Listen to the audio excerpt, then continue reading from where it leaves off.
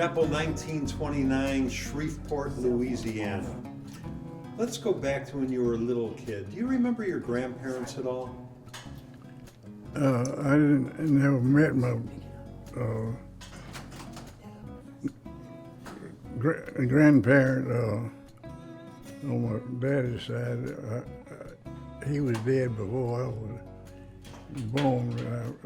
I knew my grandmother on his side, and I never knew either parent on my mother's side. They were dead before I came along. Yeah. What did your dad do for a living? He was he was a county agent for several years, and then he got worked for the Soil Conservation Service, and then he quit and went on his own, and he had a cotton gin, the farm. We started off when I came home from service. It was about 1,200 acres, and he told me that there wasn't enough for both of us, but we could get by until we could do better. And we wound up with 5,000 acres. Wow. And then he never gave me a damn dime out of it. But he made you work, huh? Yeah. This was in Shreveport? No, this was in Mississippi. I'm talking about where I worked and where my dad was from Holly Springs, Mississippi originally. That's where he grew up. And we lived in Coffeyville, Mississippi, about halfway between Memphis and Jackson. Yeah, yeah. Now, when you were a young boy, the Great Depression started. Do you remember that at all? Did it affect your family at all? Well, I was too young to really know, but I was very fortunate in that my dad he was employed as a county agent. He had a regular paycheck. Right. And so he was one of the lucky ones. Well, what I say is when you do good, it's management. When you screw up, it's bad luck. So that was management. Yeah, yeah. But we had plenty to eat. We had a big garden. We had 2 milk cows, and we killed hogs, and we ate good, and I had clothes. And, I had everything I needed, and a lot of the things I wanted. I was in a lot better shape. Where'd you go to high school? Coffeyville, Mississippi. What was high school life like for you? Oh, I had a good time. I had a good time everywhere I've ever been. Did you play sports in high school? No, I'm not much. I like horses and cows and dogs and hunting, but I just didn't care for ball games. Yeah, yeah. So after high school now, did you go on to college or did you go right into the service? No, I finished high school in 3 years, and then I went on to college. I finished college in 3 years, so I went zipped on right on through. And then I went to work as soon as I graduated. Yeah, yeah. Tell me about your mom now. About my mother? Uh-huh. Well, she was a fine lady. I'm real proud of my mother. She was a leader in the community and in the church, and she loved to grow roses. She had a big rose garden, and she'd keep flowers for the churches. And we had a big garden, and we shared that with some folks at the time.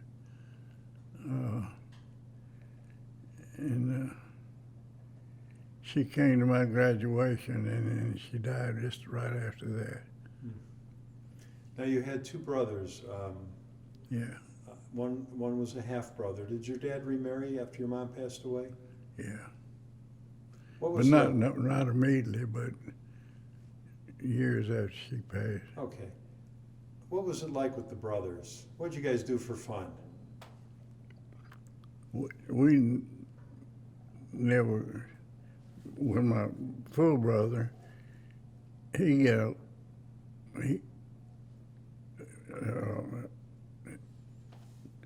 my dad had a farm in Shenandoah, and he went up there and managed that farm, and I was in Coffeeville, so we didn't have any real close. We kind of couldn't get along with each other. And Don, my half brother, I could have gotten along with Don, but nobody was good enough for Don. Every friend he ever had, every teacher he ever had, every coach he ever had, she wound up being mad at. Yeah. My dad asked me one time why I didn't take up more time with him, and that's what I told him. I said, nobody can get along. It's good enough for Don, and she ended up being mad at whoever is close to him, and I just don't want to get in that. How old were you when you got your first car?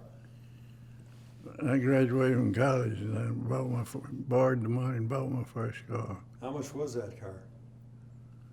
I think it was about $1,200 if I remember right. Yeah, so you got A a new Chevrolet. one. I got a new Chevrolet Yeah. Where'd you go to college? at Mississippi State. Okay. And after college is when you went to the Navy? Well, after college, I had been promised a job as assistant county agent in Coahoma County over in the Mississippi Delta, but they weren't ready for me. So my uncle that lived in Nashville got me a job up there while I was waiting to go. And I taught veterans in Nashville for about a year before, and then they opened that place up, and I went and was assistant county agent in Clarksdale, Mississippi, Coahoma County, and then the North Korean war broke out, and I was 20 years old and single, and I knew I was going to be drafted. And I just told myself, if I'm going to get killed in this war, I want to have on dry clothes and food in my belly when it happens. I don't want to be crawling around out there in the mud eating key rations. So I signed up for 4 years. I had to pick what I wanted, which if I wanted to fly. And that's what I signed up for. I think you'd gotten by for about 18 months, maybe something close to that, if I was just waiting to be drafted, but I didn't want to do that. So when you flew for the Navy, were you flying those jets that took off from the ships? Yeah, Now, were you the pilot? yeah. And was anybody else on the plane? Just you? I was a fighter pilot, and fighter planes don't have passengers. It's just one person. Yeah. And so you were trained to go into combat to fight other planes. Yeah. You know, as a young kid, and when you're thinking about what you're doing, was there any fear at all? I didn't have enough sense to be scared of it at the time. Yeah. What was it like landing one of those planes on a ship the first time? Oh, it wasn't. I got along with it pretty good for a long time, but by the time we got back from overseas, my nerves were about gone. Yeah. It's they told us that at that time that was before the candy decks and before air-to-air refueling, and every trip was I don't know how many times I've landed with enough fuel to make one more pass, and quite a few times with enough fuel to make the pass I was on. Yeah. Did you ever have a real scary moment? Oh, hell yeah. Hell yeah. Tell me about it. Well, one of them I had was, that was after I got back from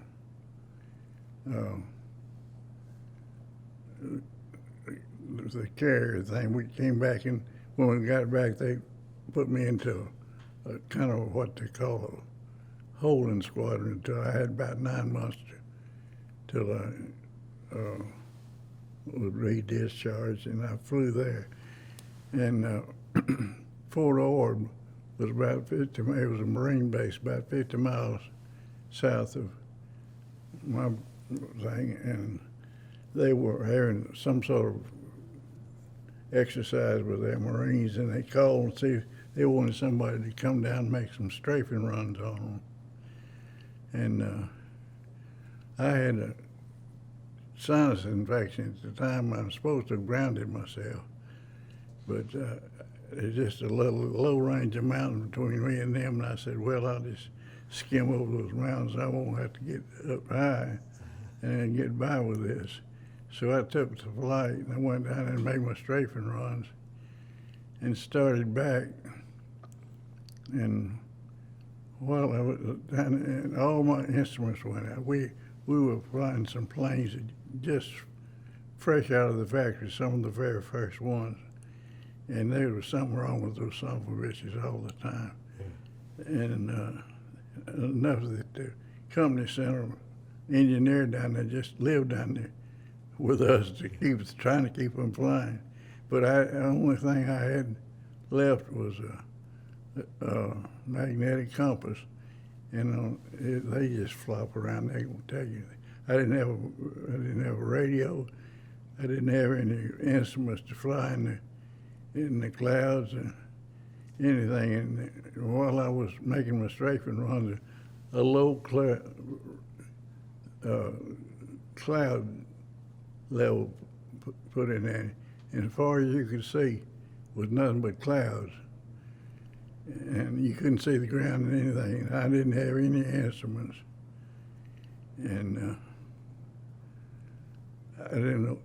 And of course, I was flying up the coastline. I didn't know whether I'd get out over in the Pacific or where, and I couldn't contact anybody because I didn't have a radio. And I pondered what I could do. And one thing I did know, I knew it was going to come down when it ran out of fuel, and that wasn't going to be long. And I thought, I'd turn south because the ocean was back north, and there was a big range of mountains on east, and some cities back west. And the only thing I needed to do was bail out when it quit. But I wouldn't know whether it was over a hospital or a school or. Right. I mean, I didn't have anything else I could do. And I was just getting ready to turn south and get ready for that to happen. And I just looked out the rear, and there was just one little hole in the clouds, just about big enough you could just look around. And I looked, and I was right over the damn field. Oh, wow. I mean, the field was, if I had to call Santa Claus and ask him where to put it, it couldn't have been better. Yeah. And I was up about 10,000 feet then, and I just rolled over and just came through in town. And of course, I still had those sinuses messed up. Something ruptured in my nose as I was going down, and oxygen mask filled up with blood, and I snatched it off, and I just kept going down because I was afraid that thing would close back up. But I got down and made it fine. Now, this was in Hawaii? No, this was in California after we got back from Hawaii. Oh, boy. And I had, one time I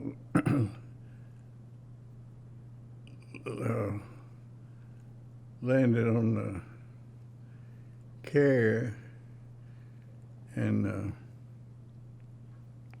they got what they call the LSO, landing signal officer, well, he brought me in, and I never did have any trouble landing on the carrier. I could get to, if I could just have enough fuel to get there. But anyway, he brought me in real high, I thought, well, I knew it was too high, and then he gave me a late cut. I was looking back at him when he gave me a cut, and I just pushed it over and jerked it right back, but it didn't have enough speed to flare. It just sort of mushed on in, and it broke the landing gear off, and some sort of fire started. It wasn't a fuel fire, it was just an oil fire. It was about that high. And they had to, what they call the hot poppers there, the asbestos suits, that's what their job was, to get pilots out of burning planes. But they thought it was going to explode, and they wouldn't come up there. And there was a big old fat boy named Leonard, I never will forget him. He had on a short-sleeved T-shirt and dungarees, and he started up there to help me, and he lost his nerve and turned around and ran back. And he started back up there the second time and lost his nerve again. My shoulder harness was caught behind me, and I couldn't reach it. I couldn't get out of the plane. Oh, boy. And they wouldn't come and help me. But Leonard finally, the third time, he hopped up on the wing and just reached over and unhooked it. I don't know what it was hooked on. I never did know that, but that could have been a mess. Did you ever see Leonard again? I saw him that night and gave him the biggest jug of whiskey I could find on the ship. Yeah, but you never saw him years later or anything, did you? No. Okay. So you never made it to Korea. You were basically stationed in California and Hawaii. No, we went to Korea. We left. We were just stopped in Hawaii just to exercise. We were there about 10 days on the way to North Korea, and then we left there. And we went to Korea. We operated off the coast of Korea, North Korea. We never did land on North Korea, but we operated out of Yokosuka, Japan. And we'd stay at sea for 30 days and then go to Yokosuka for 3 days. Mm-hmm. And you'd have the duty of one of those days, and you could go and play games. Yeah, yeah. So did you ever get into combat? No, that's what I said. They signed the armistice. After we left Hawaii, they were still fighting when we were in Hawaii. We were about halfway there to North Korea when they signed the armistice. So let me ask you, you're a young kid, you were in your early 20s, and they signed the armistice. Were you glad, or did you want to go into combat? I had mixed emotions. You know, nobody wants to get killed, but I was all fixed for it and trained for it, and it seemed like a waste. I would have liked to. I remember back, I read some book about the Battle of the Coral Sea when I was in high school, and that's when I decided I wanted to be a fighter pilot. And yeah, I'd like to have been a fighter pilot if I could get by without getting killed. Now, what was the plane that you actually flew? Well, I flew several of them. I started off with a F-2H with a F-6 prop plane. That was the primary fighter plane of the World War II. But it was a prop plane. It wasn't a jet. Right. And I started off. I flew that in training, and then I graduated to jet. The F-2H-3 Banshee was a twin-engine jet fighter plane. That's what I flew in the fleet. Yeah, yeah. So when they signed the armistice, you wound up in Vietnam.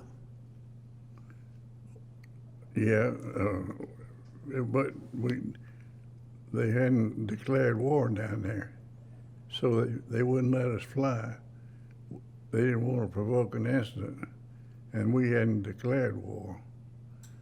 And we finished our tour and were relieved and went home. And that was one of the other things. The Boxer was another character. I was on the Essex, and the Boxer was there when we were relieving them. We had joint air ops with them the day we rendezvoused with them. And I was the last plane in the last flight that afternoon we got through flying. And I was really low on fuel. And there was three of us still hadn't gotten landed, and the fourth plane fouled the deck, what we call fouled the deck. I mean, you crashed and you couldn't get him off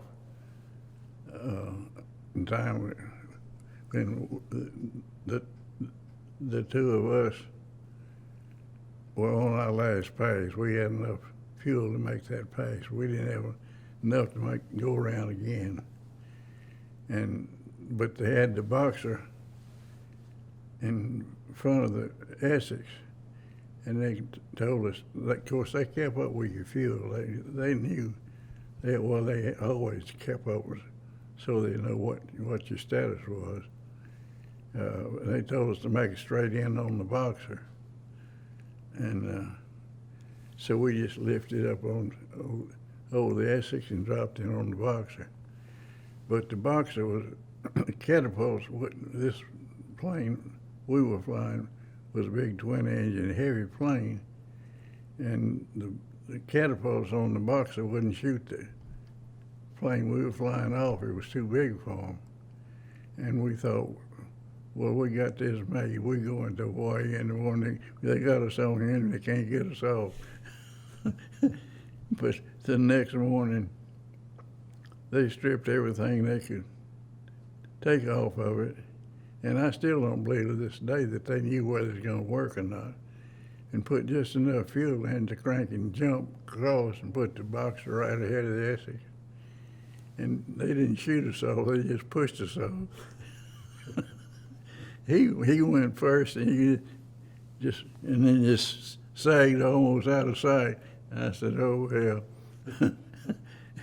About that time, they shot me, and it was about the same thing, but we made it. Yeah. Now, Vietnam, the war wasn't declared yet. What were you guys being told about it? They didn't tell us anything about it. Just know we can't fly because we don't want to provoke an incident. That's the only thing they told us. Yeah. So when you came back home, did you leave the Navy then? I had about 9 months left.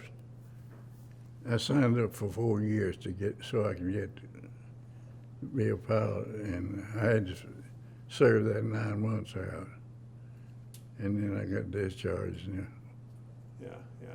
So you come home, what do you do? Where do you go? I went farming with my dad. And then how did you meet Cleta, your first wife?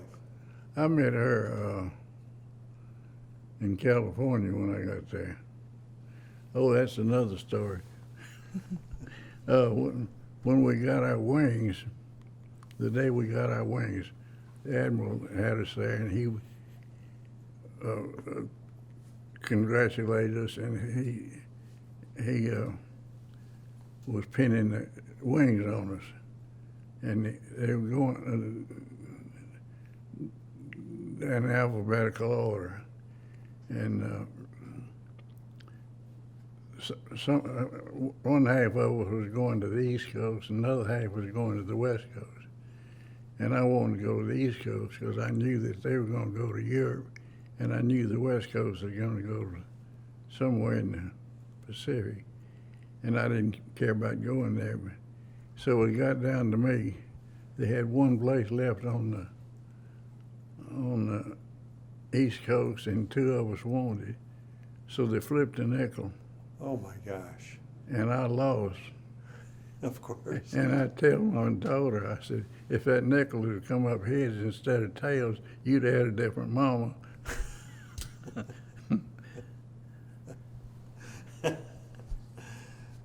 So you and Cleta, when did you get married? When? Yeah. Before I left, and sometime in that 9 months. Gotcha. And then you were married 16 years. Cleta passed away from cancer. And you had 2 daughters. Yeah. One that passed away at a very young age of illness. And then your daughter Eve. And then you married Jimmy. Where did you meet Jimmy? A friend of mine introduced me to her. And she made me a fine wife. We had some good. I told Eva when she was growing up, I said,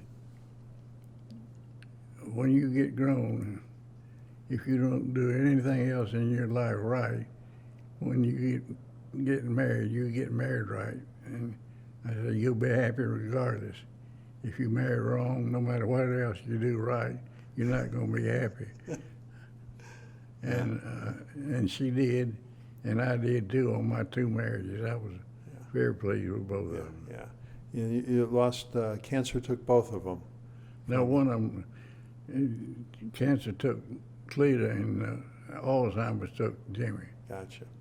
And then were you a farmer your whole life, or did you get into another business? No, I was a farmer. That's what I always wanted to do. I raised horses and cattle and row crops. I enjoy the outdoors, and I don't like folks telling me what to do. I got in a fight on the floor of the house when I was in. Who'd you get in a fight with? They had, where the meat is round, but the seats are square, and it leaves a corner. And one of those corners is where the pages operated from.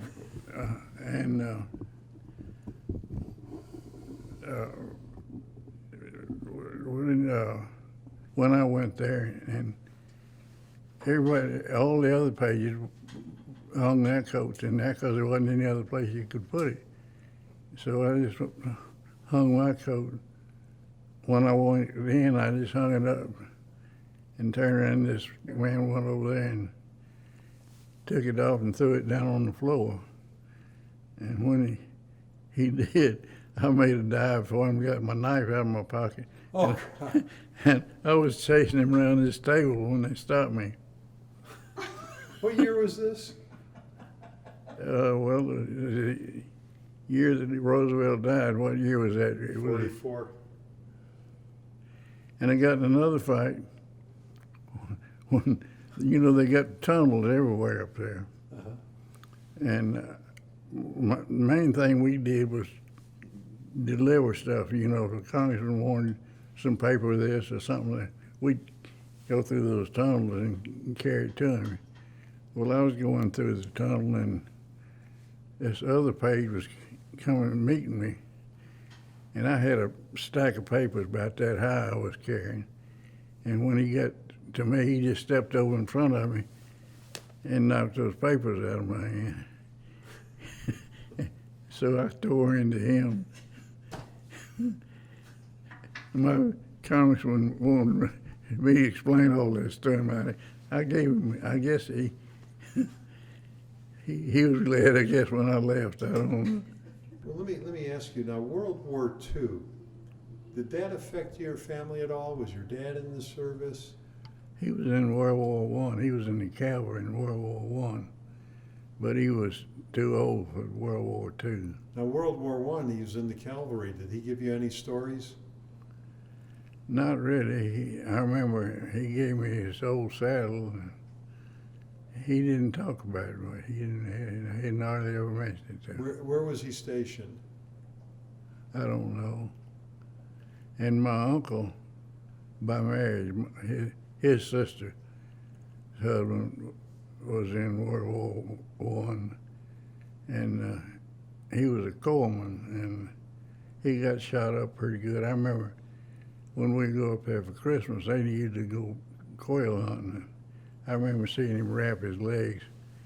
He'd gotten machine gun fire in his leg. He won the Silver Heart, and 2 or 3 Purple Hearts.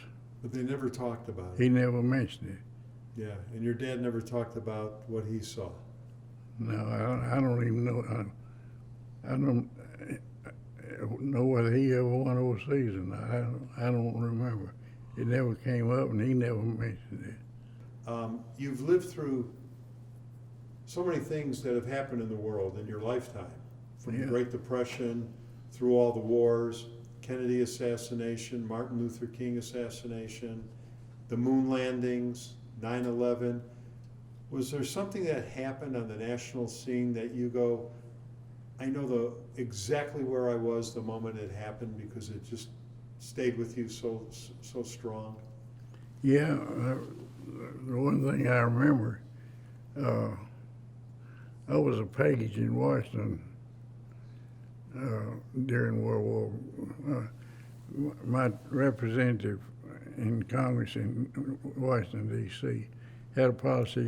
He would bring one student from his district up for a 2-minute stint as a page. Mm-hmm. And I was lucky enough to, or managed enough to, got that, and I served the 2 months and was coming home on the train, and I remember that Roosevelt was coming from Georgia to Washington, and I was going from Washington to Memphis, and his train and mine passed so I remember that. Yeah, that's very cool, very cool. What advice do you have for the next generation? If you just do one thing right, get married right, if you want to be happy, and